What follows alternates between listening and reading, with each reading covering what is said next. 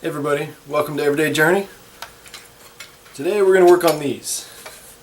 You can see in my trailer, I'll have it up here, these are actually what holds my weed eaters up. I got a, well, let's see. Let's pretend I'm the back wall of the trailer. I've got these hinges here, and it just screws to the back wall of the trailer. Well, there's one here, and whenever I don't need the weed eaters in there, or whenever I need to haul something that I need all the space, these can just kind of fold out of the way so that they're barely taking up any space at all.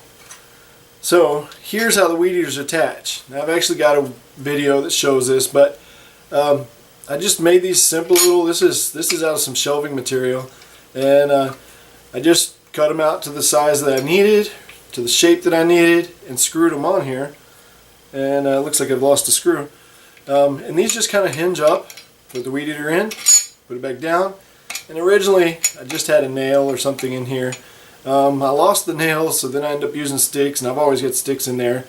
But it's not really a very good option. So I'm going to try to think of a different way to actually make these latch down so it's something reusable and something I can't lose. So let's see what we can do. Alright, so rummaging around in here, I actually found this. I don't even know what the heck it went to. I'm just a sucker for always keeping scrap stuff. This is some real thin steel. I think I'm just going to take the hacksaw real quick and cut these out, cut some pieces out, so that I can make something that I can put on here to lock it. So let's go ahead and lock this thing into the vise and go ahead and commence the cutting. And you ask yourself, why don't I just use a power tool? Well, it's later in the evening, and trying to keep the peace, so we'll try hand tools instead.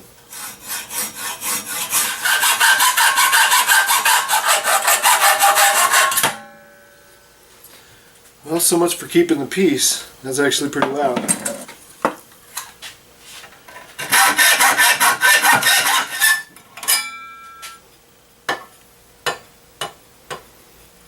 Alright, so here's our piece.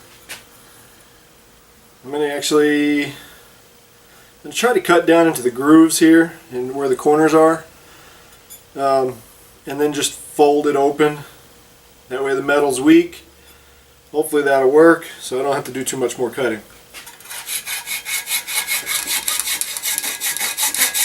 Let's see if we can just spread it out. I've got this piece of round stock here. See if we can't use this to spread it open, because that cutting is not working very easily. So we'll use the vise. We'll just kind of use it like a wedge.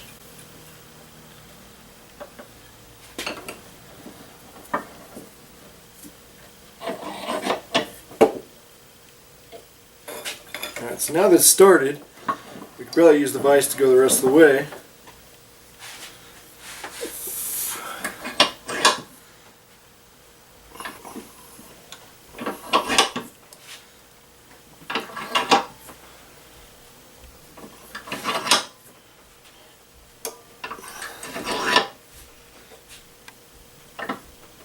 And now, I'm just going to put it in here and try to bend it until it breaks.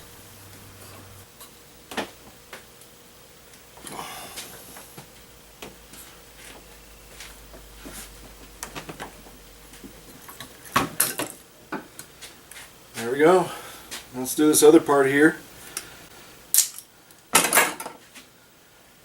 And we're kind of left with a little bit of rounded edge over here. We could always hammer that down, or we could put it in the vise and try to straighten it up that way. I don't really care that it's there. My only concern is that I don't have any burrs on it, because I don't want to end up cutting myself.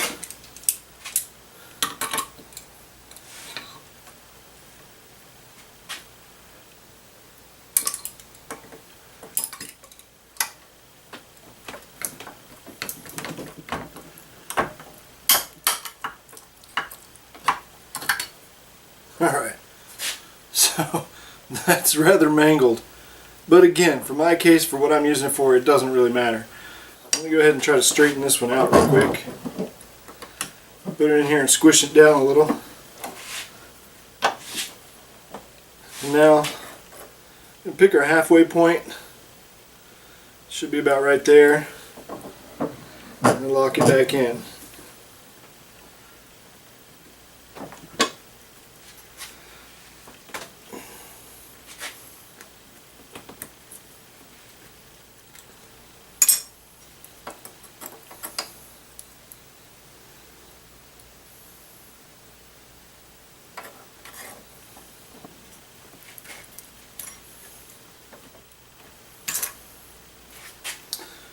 There we go.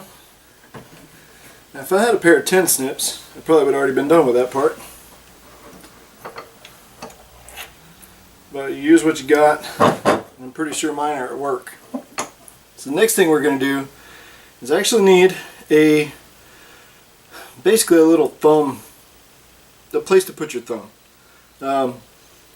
Since I don't have my 10 snips and I don't want to use power tools, we're going to try a little trick from this old Tony, where he shows that you can actually use a chisel as a shear. I've got a chisel over here. It's not the first time I've ever seen it, but we'll give him the credit this time because he's the last one I saw do it. Besides, he's got an awesome channel. You guys should go check it out. So we're going to lock it up in the vise where we want it. Get our chisel here. This thing's not sharp at all, so I don't know how it's going to work. And our hammer. Alright.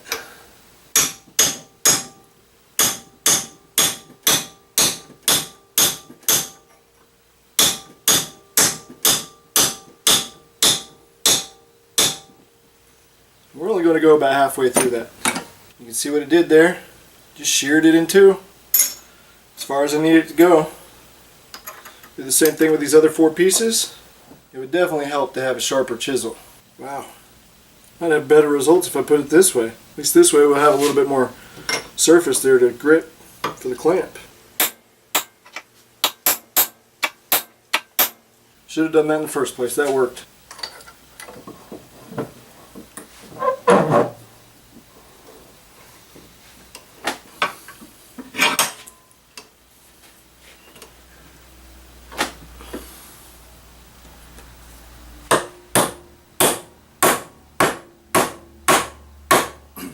Alright, so now that we've gone through that grueling process, yes, it would have looked a lot better had I used some kind of power tools.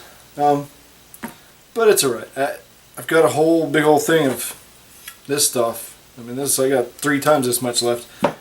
I can go ahead and make more if I need to. This is just a trial version of it. And actually, knowing me, it's probably going to stay as the main version that I use because I don't really care. It doesn't have to look good, it just has to work. So here's my plan with this. I need to take some screws, screw into here. Of course I got to drill a hole first, but I'm going to screw a hole right through here. We're going to use this to swing over the top of this. That way you can swing it open, lift this up, close it, swing it back closed. And I do believe I'm going to have to put some kind of divots or something like that in there so that it wants to stay in the closed position. But we'll cross that bridge here in a few minutes. Let's go ahead and drill our holes. Alright, so we got a small piece of sacrificial wood. Get out our drill. Where my other one's at, I'm not really sure. Probably in my truck. This thing I bought at a yard sale. Oh man, you got to see that. Can you see the chuck on that thing?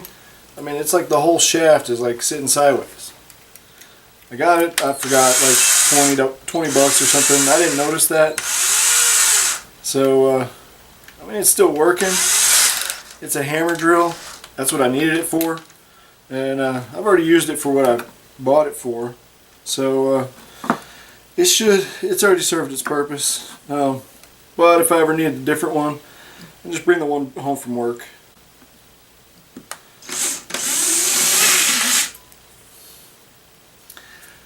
I know what you guys are saying. This is probably the ugliest thing you've ever seen. And I agree with you. But it does give us an idea of how it's going to work. If it does work, then it'll be a working prototype. And I can always copy it and make it out of something a lot nicer looking. So now we need some screws. Found some screws. These are of course used screws. And everything I take apart, I always keep the screws unless I just have a ton of those type of screws. We're going to drill some pilot holes real quick. Make this go into this. This is just the MDF. We want it to go in there a little bit better. So we'll just place this where we need it to go. We're going to say somewhere around there. And drill away. We take our piece, make sure the screw is going to go through it. I'm sure it will.